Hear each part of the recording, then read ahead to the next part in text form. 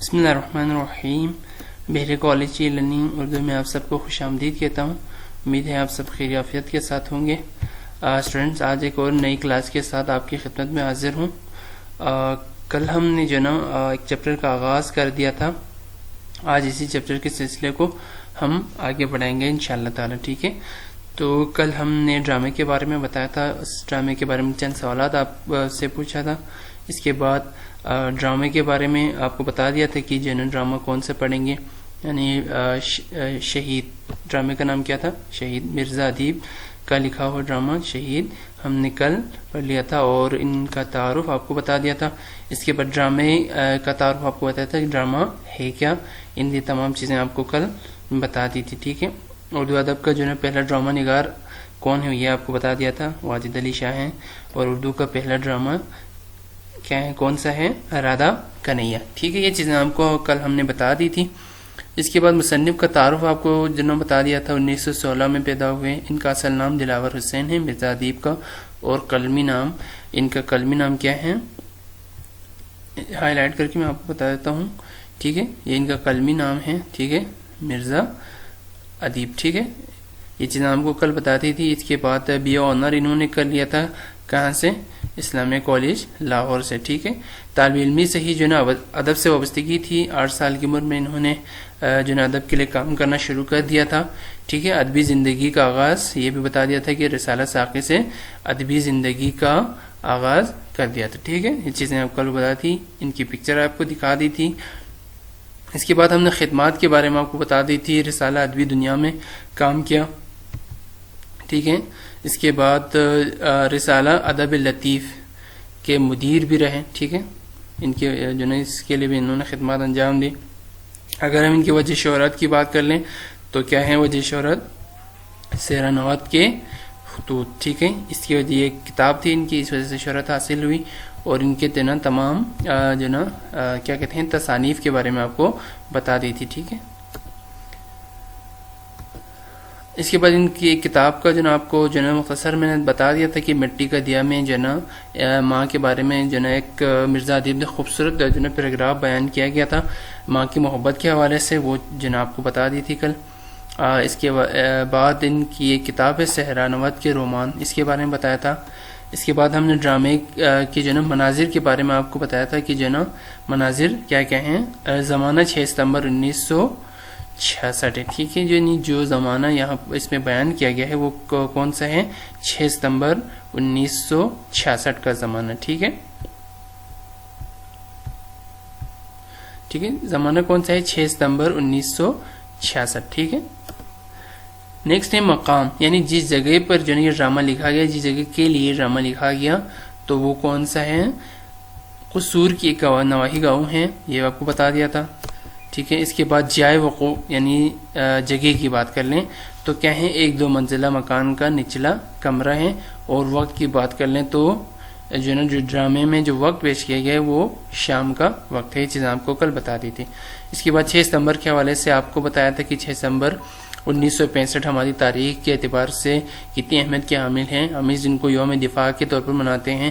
اس دن ہماری شہداء نے ہمارے مجاہدین نے، ہماری افواج نے پاکستان کے لیے اپنی جانیں قربان کر کے ہندوستان کو وہ سبق سکھا دیا تھا کہ یہ ہندوستان والے اپنے آنے والے نسلوں تک یہ سبق یاد رکھیں گے، اور بڑے بڑے جنگ میں ریکارڈ قائم کی تھی، بڑی جنگ ہوئی تھی اور بڑا معرکہ تھا جس میں پاکستان کو فتح حاصل ہو گئی تھی، ٹھیک ہے۔ 6 ستمبر کے دن اس لحاظ سے پاکستان کی تاریخ میں بہت بڑا بہت بڑی اہمیت کا حامل ہے اس دن کا، لہٰذا اس دن کے بارے میں آپ کو سمجھا دیا تھا، اور یہ بھی سمجھا تھا کہ ہماری شہداء کی قربانیاں ہمیں ہمیشہ یاد رکھنی چاہیے۔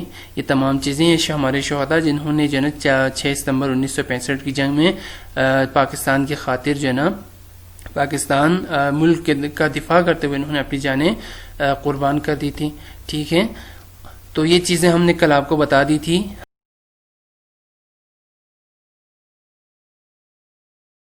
اچھا، اب ڈرامے میں جو کردار ہیں ان کا مختصر میں آپ کو بتاتا ہوں، یعنی جو کردار ڈرامے میں مرزا ادیب نے بیان کیے ہیں وہ کردار کون کون سے ہیں، ٹھیک ہے۔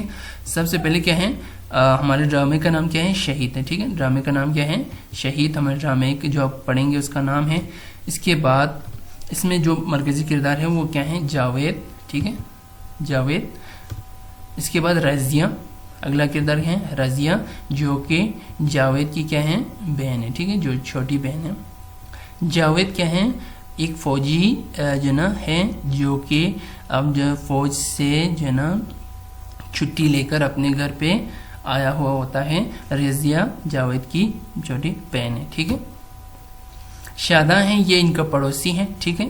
جاوید اور رضیہ جس گھر میں رہتی ہیں جو نا ان کے قریب ایک اور جو نا گھر میں شاداں رہا کرتی ہے، ان کی پڑوسی ہیں، ٹھیک ہے. اس کے بعد اگلا کردار کیا ہے؟ ان کے ماں باپ کا ہے. اس کے نیکسٹ کیا ہے؟ سایہ، ایک سایہ ہے. یعنی سایہ کا مطلب یہاں پر کیا ہے کہ جب جو نا ایک جاوید کیا ہے فوج میں ملازمت کرتا ہے، یہ چھٹی لے کر گھر واپس آتا ہے، لیکن اچانک سے جب 1965 کی جنگ کا آغاز ہو جاتا ہے تو جو نا ان کو بلا لیتا ہے دوبارہ اور یہ واپس چلا جاتا ہے، اور جو نا جنگ کے دوران ہی جاوید شہید ہو جاتا ہے، ٹھیک ہے. لیکن جو نا رضیہ کو چونکہ جاوید سے انتہائی درجے کی محبت تھی تو جاوید کی جو نا برتھ ڈے کے دن، یعنی ان کے جو نا جنم دن کے دن یہ چھٹی لے کر آیا تھا، لیکن جنگ کی وجہ سے یہ چلا جاتا ہے اور رضیہ کو جاوید جو نا ہار پہنانے کا جو نا موقع نہیں ملتا. تو جاوید اس بات کا وعدہ کرتا ہے رضیہ سے کہ جو نا میں واپس آ کر آپ سے یہ ہار ضرور جو نا گلے میں ڈالوں گا. لیکن جاوید شہید ہو جاتا ہے. پھر بھی کیا ہے، یا ظاہر شہید مرتا نہیں، تو جاوید شہید ہونے کے بعد بھی آتا ہے رضیہ سے ہار پہن لیتا ہے. یہ سارا واقعہ بیان کیا ہے. ایک سائے کی صورت میں جاوید شہید ہونے کے بعد بھی واپس جو نا آ جاتا ہے گھر پہ، ٹھیک ہے. ایک کنسیپٹ یہ بھی ہے کہ شہید کبھی مرتا نہیں ہے، تو اس حوالے سے قرآن میں موجود ہے، ٹھیک ہے، شہید کبھی نہیں مرتا.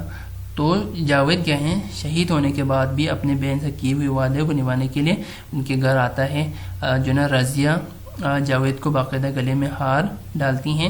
تو یہ سارا واقعہ ان کرداروں کے گرد گھومتے ہیں، ٹھیک ہے. جاوید ہیں، رضیہ ہیں جو جاوید کی بہن ہیں. اس کے بعد ان کے ماں باپ ہیں جاوید اور رضیہ کے.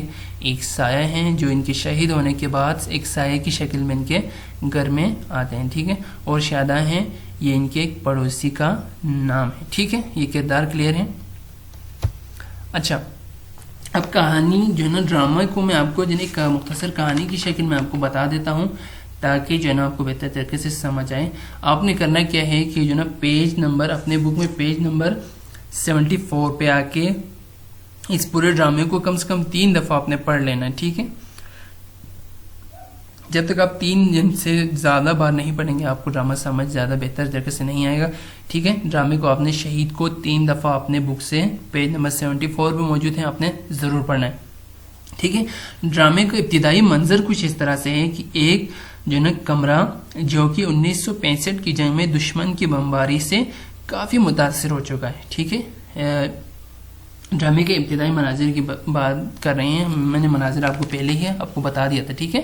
تو کیا ہے، 1965 کی جنگ کی وجہ سے بمباری کی وجہ سے کافی وہ گھر متاثر ہو چکا ہے. کمرے میں مختصر سا سامان ہے جو نا کسی بھی جو نا بے ترتیب انداز میں رکھا گیا ہے. چیزیں کمرے میں بکھری پڑی ہیں. دیوار پر جو نا جاوید کی ایک تصویر جس پر سنہری جو نا وہ ہار لگا ہوا ہے. دیوار پر جاوید کی ایک تصویر لگی ہوئی ہے اور اس تصویر پر ایک جو نا سنہری ہار لگا ہوا ہے، ٹھیک ہے. اچھا، رضیہ جو کہ جاوید کی چھوٹی بہن ہے، یاد رکھیے گا رضیہ جاوید کی چھوٹی بہن ہے، انتہائی اداسی کے عالم میں سر جھکائے بیٹھی ہے، ٹھیک ہے. کیونکہ جاوید شہید ہو چکا ہے، ٹھیک ہے. منظر کو جو ہے جاوید تو شہید ہو چکا ہے، ٹھیک ہے. جاوید کے غم میں اس کی چھوٹی بہن انتہائی اداسی کے عالم میں سر جھکائے بیٹھی ہے، ٹھیک ہے. اچھا، بازوؤں سے رضیہ نے اپنے سر اور چہرے کو حلقے میں لے رکھا ہے. جسم کانپ رہا ہے اور رو رو کر سسکیاں بھر رہی ہیں. یعنی کیونکہ آج جو نا دوبارہ یعنی جاوید کے شہید ہونے کا دن تھا، لہٰذا رضیہ ان تمام چیزوں کو یاد کر کے رو رہی ہیں، ٹھیک ہے. اب ماں جو نا وہ کمرے میں داخل ہوتی ہیں اور رضیہ کے سر پر ہاتھ پھیر کر جو نا حوصلہ دیتی ہیں. رضیہ بھائی کے غم میں اتنا نڈال ہیں کہ رو رو کر آنکھیں سوج گئی ہیں. ٹھیک ہے. رضیہ اپنے بھائی کی یعنی جاوید کے جدائی کے غم میں اتنا روتی ہے کہ رو رو کر رضیہ کی آنکھیں سوج جاتی ہیں. رضیہ ماں کو دیکھ کر ماں سے لپٹ جاتی ہے. ان کے غم کی حالت میں جب ماں کمرے میں داخل ہوتی ہیں تو رضیہ ماں سے روتے ہوئے ماں سے لپٹ جاتی ہیں. ٹھیک ہے. کہانی آسان ہے, بس ایک دو دفعہ پڑھ لیجئے گا تو آپ کو ضرور سمجھ آئے گی. ٹھیک ہے. اچھا, ماں رضیہ کے سر پر ہاتھ لے کر حوصلہ دیتی ہیں. ٹھیک ہے, کہ اس غم کو بلانے کے لیے ماں کا کردار تو بہت امپورٹنٹ ہے. تو ماں کیا کرتی ہیں, سر پہ ہاتھ پھیرتے ہوئے ان کو حوصلہ دینے کی کوشش کرتی ہیں. اچھا, رضیہ کا باپ اس وقت اتنے میں رضیہ کے باپ وہ کمرے میں داخل ہوتا ہے. ماں سے رضیہ کا سارا واقعہ معلوم کر لیتا ہے اور باپ کیا کہتا ہے کہ صبر ہوتے ہوتے وقت لگے. یعنی یہ اتنا بڑا سانحہ ہے کہ رضیہ کو یہ غم بلانے میں وقت لگے گا. ٹھیک ہے. اچھا, اس کے بعد شاداں ان کے گھر میں آتی ہیں, یعنی ان کے پڑوسی ہیں, پڑوسن ہیں. تو پھر شاداں ان کے گھر میں داخل ہو کر کیا کہتی ہیں, ان سے حال احوال پوچھتی ہیں, ان کے ماں باپ سے حال احوال پوچھتی ہیں اور تعجب کا اظہار کرتی ہیں. یعنی شاداں تعجب کا اظہار کرتی ہیں. کیا تعجب کا اظہار کرتی ہیں کہ آج تمہارے گھر سے کوئی اوپر نہیں آنی. یعنی جب پڑوسی تھے تو ان کے ایک دوسرے کے گھر آیا جایا کرتے تھے.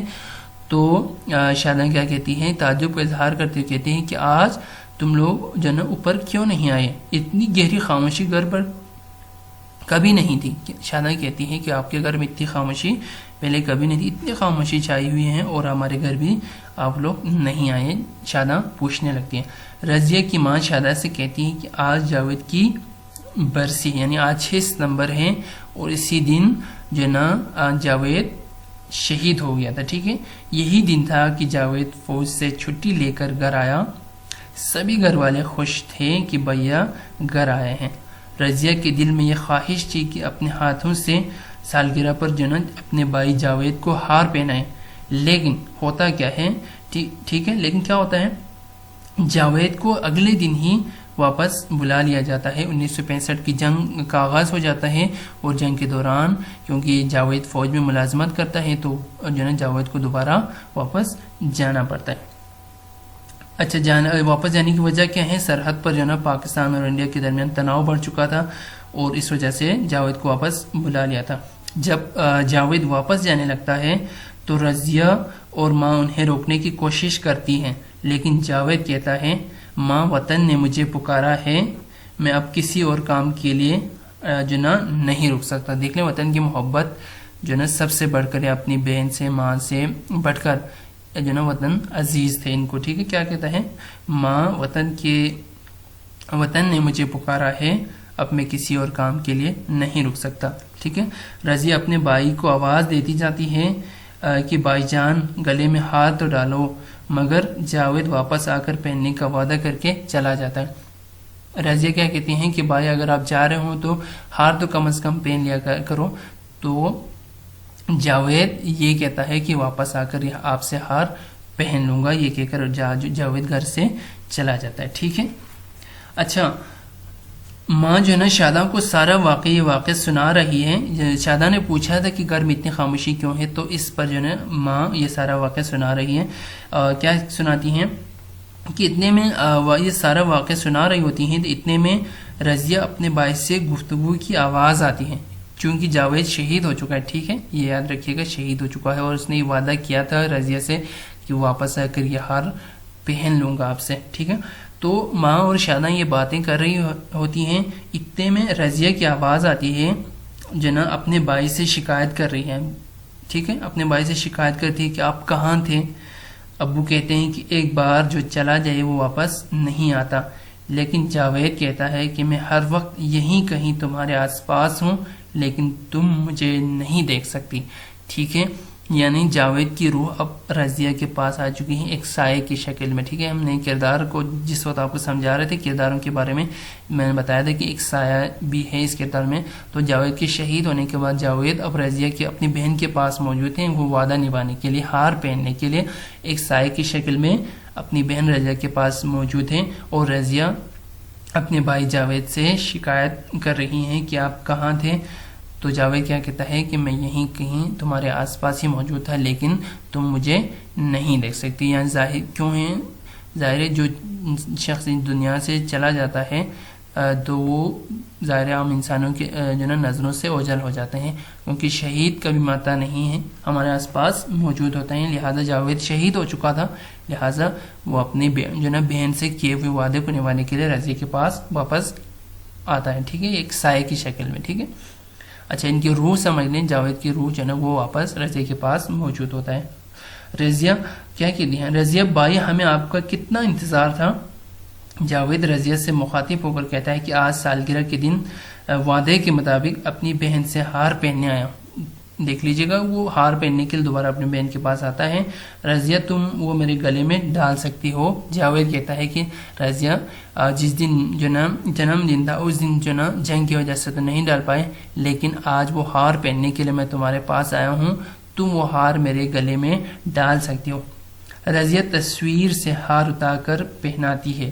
ٹھیک ہے، کیونکہ وہ ہار جو جاوید شہید ہو چکا تھا اس کی تصویر پر ہار جو نا وہ ہار تصویر پر موجود ہے، تو وہاں سے اٹھا کر رضیہ کیا کرتی ہے؟ جاوید کے گلے میں پہنا دیتی ہے. ایسا جو نا اور پہناتی ہی ایسا جو نا ہار فضا میں لہرانا شروع کر دیتا ہے. جاوید اپنے بہن کے دیے ہوئے ہار کی تعریف شروع کر دیتا ہے، اور جو ہی جنہیں رضیہ ہار پہناتے ہیں جاوید، تو جاوید اپنی جو بہن سے اس ہار کی تعریف شروع کر دیتا ہے. رضیہ کہتی ہیں کہ بھائی جان آپ بار بار دروازے کی طرف کیوں دیکھ رہے ہو؟ ٹھیک ہے، کیونکہ جاوید کی روح وہاں پر موجود ہیں تو وہ بار بار جو نا دروازے کی طرف جو نا وہ دیکھ رہے ہیں. تو رضیہ ان سے پوچھتی ہے کہ جو نا بھائی آپ بار بار دروازے کی طرف کیوں دیکھ رہے ہو؟ جاوید کہتا ہے رضیہ مجھے جانا ہے. ٹھیک ہے، ان سے کیا مخاطب اور کیا کہتے ہیں؟ رضیہ مجھے جانا ہے، میں اپنا وعدہ پورا کرنے تمہارے پاس آیا ہوں. رضیہ کہتی ہے کیوں جانا ہے آپ کو؟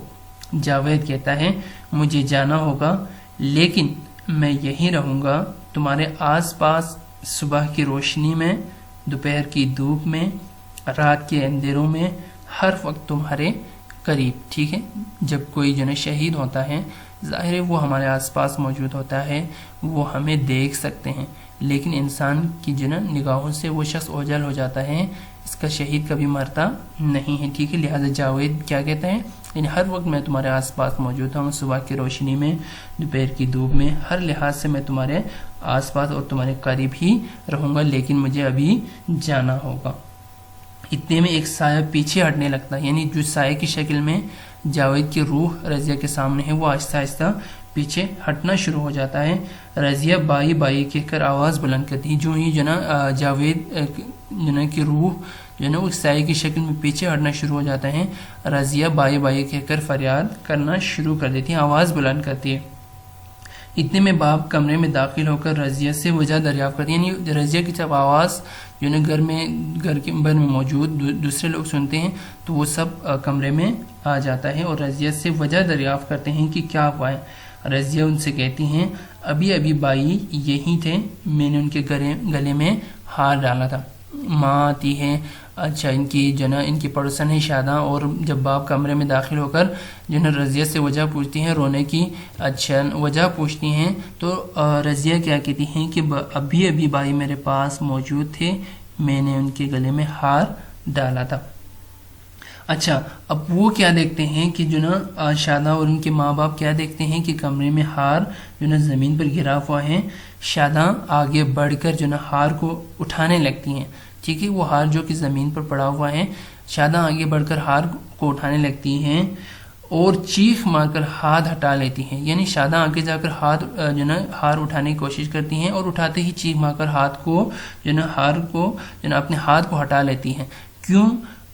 اور کہتی ہیں لہو لہو، ہار پر لہو. شاداں پکارنے لگتی ہے زور زور سے کہ لہو لہو، ہار پر لہو. ٹھیک ہے، یہاں پر ڈرامے کا اختتام ہوتا ہے. ٹھیک ہے، مطلب کیا ہے کہ جو ہے نا وہ شہید کبھی مرتا نہیں ہے.